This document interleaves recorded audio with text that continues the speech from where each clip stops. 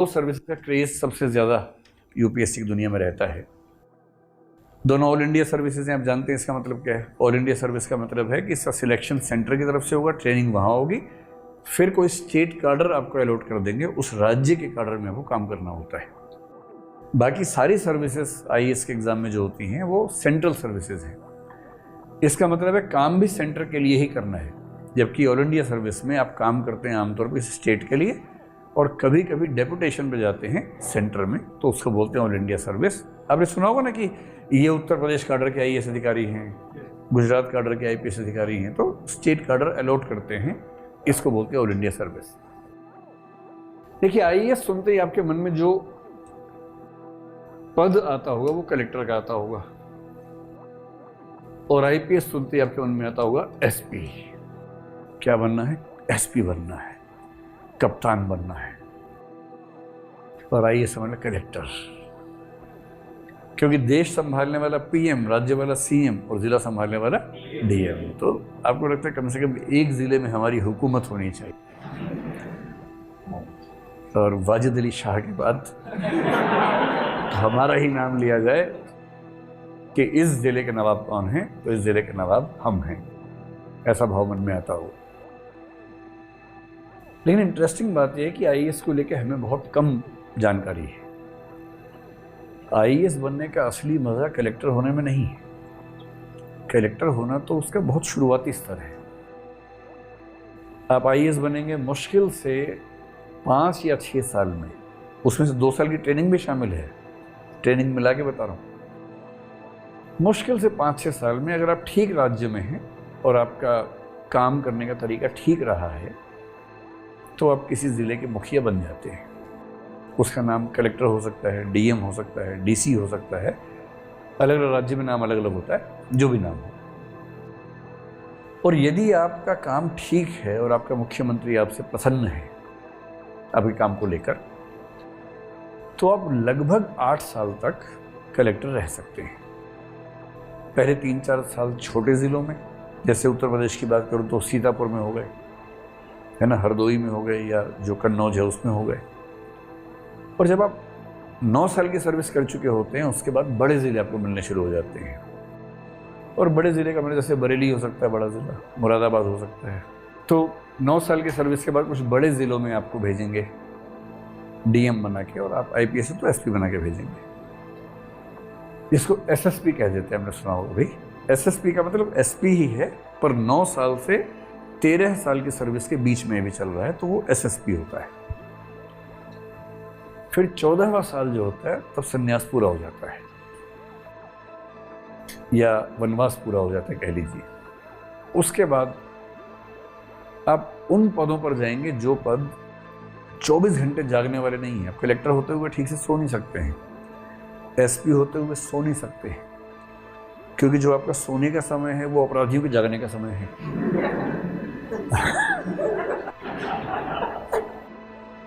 और आप चाह रहे हैं कि कुछ ऐसा टाइम सेट हो जाए कि वो तभी अपराध करें जब आप जाग रहे हो, जबकि वो वेट कर रहे हैं कि आप सोएं तो अपराध करें।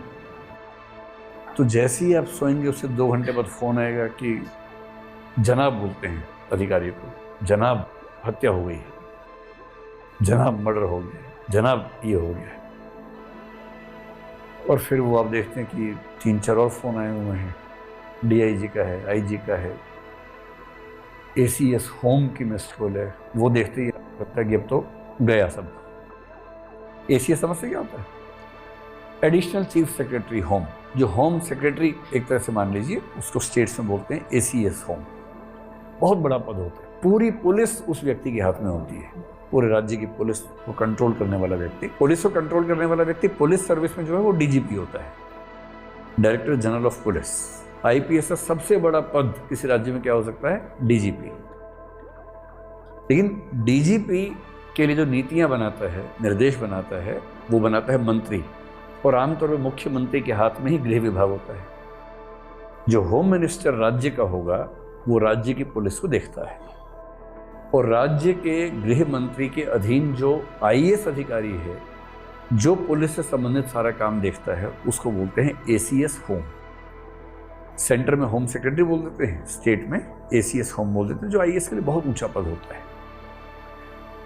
तो 14 साल के बाद आप पुलिस में बन जाएंगे डीआईजी, 17 साल के बाद बन जाएंगे आईजी। डीआईजी का मतलब 3 एसपी आपके अंडर, या 2 या 4 एसपी आपके अंडर। छोटे जिले तो 4 हो जाएंगे, बड़े हैं तो 2 हो जाएंगे, बीच के तो 3 हो जाएंगे, कहीं 5 भी होते हैं। आईजी बनने का मतलब हो गया कि अब 2-3 डीआईजी आपके अंडर आ गए। 9 जिले, 10 जिले, 12 जिले आप संभाल रहे हैं राज्य के। संभाल एसपी रहे, आप एसपी को संभाल रहे हैं, डीआईजी को संभाल रहे हैं। किसी जिले में कुछ हुआ, अपने एसपी से क्या कर रहे भाई, यहाँ पर जल्दी से, कह जी सर जी सर। एसपी और डीआईजी को तलब कर लिया, दोनों अपराध की जगह छोड़ के आपके पास है बताने के लिए पूरा, आपको बता रहे हैं सर ऐसे ऐसे ये कर रहे हैं, हम वो कर रहे हैं। तो आईजी बहुत बड़ी बात होती है। और फिर आईजी पे लंबा समय गुजारना पड़ता है, करीब मान के चलिए 8-9 साल हर स्टेट में औसत रूप से लग जाते हैं।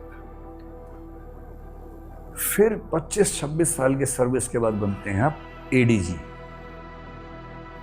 Additional director general of police.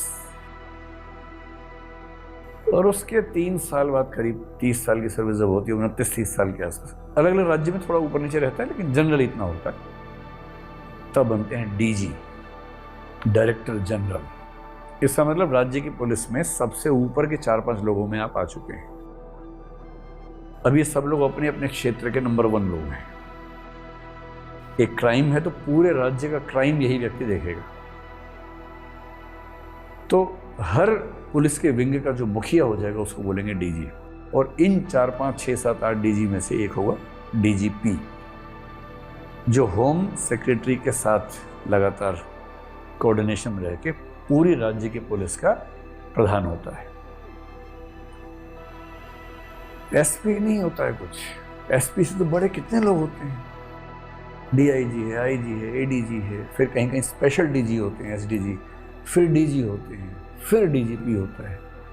DG और डीजीपी दरअसल रैंक बराबर होता है, जैसे किसी सुप्रीम कोर्ट या हाई कोर्ट में सारे जजेस और चीफ जस्टिस, जैसे उनमें अंतर होता है, कुछ वैसा अंतर हुआ। और अगर आप आईएएस में हैं तो आईएएस में जब सपना देखते हैं तो ठीक से देखिए, कलेक्टर वाला मत देखिए, थोड़ा बड़ा स्तर सोचिए। 14 साल तक आप अधिकतम, 13-14 साल की सर्विस तक आप प्रायः कलेक्टर रह सकते हैं किसी बड़े जिले में। फिर आपको भेजेंगे सचिवालय में या दिल्ली भेज देंगे सेंटर में। अगर सेंटर में भेजा तो 14वें साल में आप वहां जब जाएंगे तो डायरेक्टर बन के जाएंगे। तो डायरेक्टर बहुत बड़ा रैंक होता है। डायरेक्टर का मोटा मोटा मतलब ये हुआ कि जैसे कोई एक संस्थान चुन लीजिए, जैसे केंद्रीय विद्यालय आपने सुना होगा। देश और विदेश में जितने केंद्रीय विद्यालय हैं, केंद्रीय विद्यालय संगठन केवीएस, उसका जो मुखिया होता है डायरेक्टर होता है। हजारों स्कूल हैं, उन सब के प्रिंसिपल, स्टाफ, सारी चीजें उसके कंट्रोल में है। अगर आप राज्य में हैं तो हो सकता है आपको बना दें डायरेक्टर टेक्निकल एजुकेशन। पूरे राज्य के जितने तकनीकी शिक्षा वाले इंस्टीट्यूशन से उनके प्रमुख आप हो गए। 17 साल की नौकरी के बाद आप बन जाते हैं सेंटर में जॉइंट सेक्रेटरी। और जॉइंट सेक्रेटरी का मतलब इतना ऊंचा पद है, बस वही है कि आपकी प्रकृति वैसी हो। जैसे मिनिस्ट्री ऑफ फाइनेंस में जॉइंट सेक्रेटरी बैंकिंग एक पद है, जिसका मतलब है कि देश के सारे बैंक पर व्यावहारिक प्रशासनिक नियंत्रण जिस व्यक्ति का है वो जॉइंट सेक्रेटरी बैंकिंग होता है। ऐसी ताकत। Joint secretary navy, joint secretary air force, पूरी एयरफोर्स के साथ जो प्रशासनिक संवाद होने वाला है उसके मुखिया आप बन जाते हैं। और फिर करीब 8-9 साल बाद एडिशनल सेक्रेटरी, 25-26 साल की, 27 साल की जॉब में सेक्रेटरी, करीब 30 साल की जॉब में। और सेक्रेटरी का मतलब केंद्र सरकार में उस पूरे मंत्रालय का जो मुखिया है वो आप हैं।